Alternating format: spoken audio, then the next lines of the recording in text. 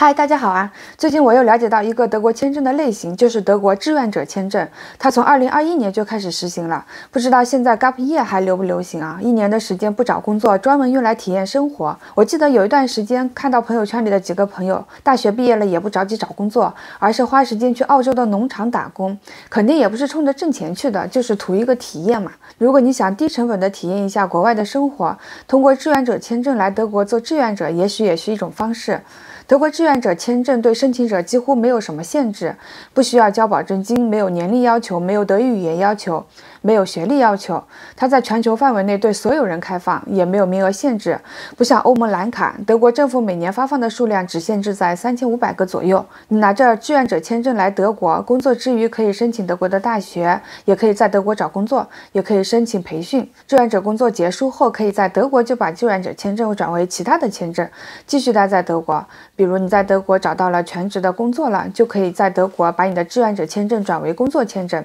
而不需要特地飞回中国去办理。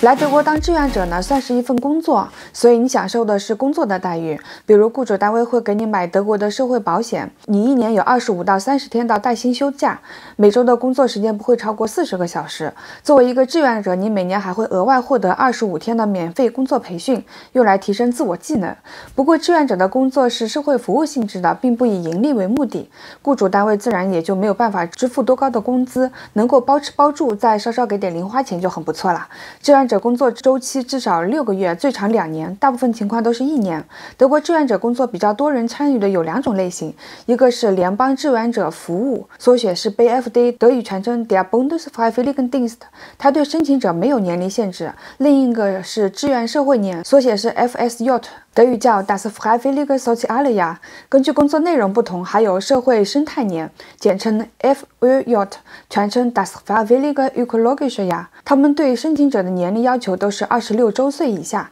接下来我就给大家介绍一下这2类志愿者工作具体涉及到的工作范围是什么，以及你可以通过哪些网络平台，向哪些机构投递申请资料。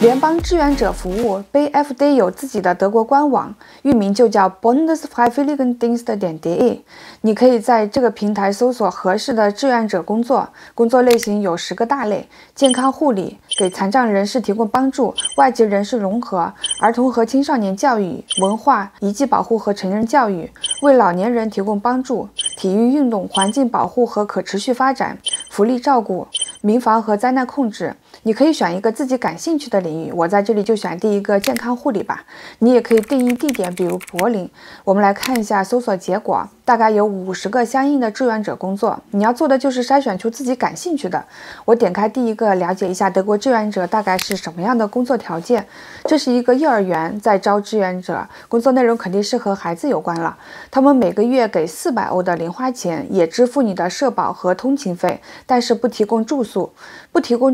400欧的零花钱只够塞牙缝的了。你们可能要费点时间一个个的看下来，筛选出条件符合的志愿者工作再申请。